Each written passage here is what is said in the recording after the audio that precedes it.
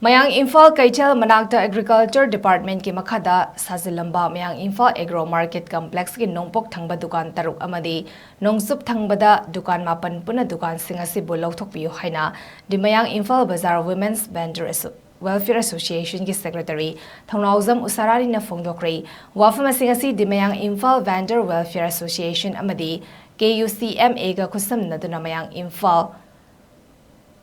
Ima KEITHEL da platform fambi ima email sing yauna form ki bapunba mifam aduga mari lerina mahakna phongdokhibani di Mayang Imphal Vendor Welfare Association ki Secretary THOUNAOJAM USHARANI na makataraduna Mayang Imphal ki KEITHEL asigi akoiba Agriculture Department ki MAKHADA SAJILLAMBA Dukan sing asina maram oiraga nomagi sangdaba yadraba polam sing leiba lakpa miyoi sing na awaba oirakpada natana Miyam stock sasin gi lambi natai chadaba masu ohelle hariba KEITHEL family bi ima ibel sing busu chawna khudong chadaba kaya mayok nare maram aduna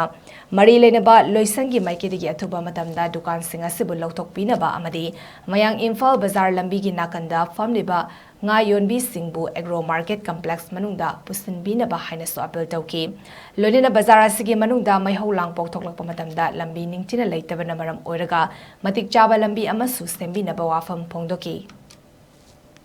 ara pamina nogi nayomom karai lei borayomom karai lei piwomom karai lei injangomom karai lei haibase barabar adum hange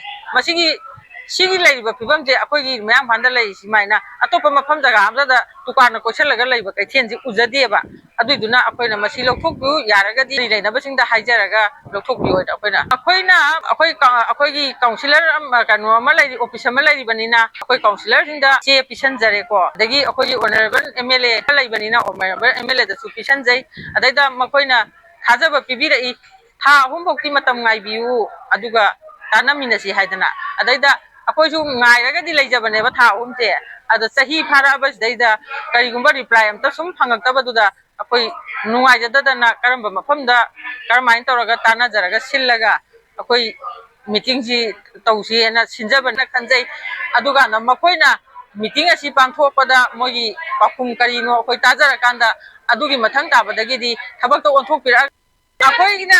sigi je saba horpada akoi saganona sabiganona thingjayeba adubu MLA honorable MLA masana akoi gi saba je sajagi ge adukanda sangaba loraga lothoktage haina tapirami akoi ju aduda thajaba leidana ngasibau leijarakpani adu ngasibau thabakta onthokpirakteba adudaida akoina penjadadana meeting ase sinjarakpan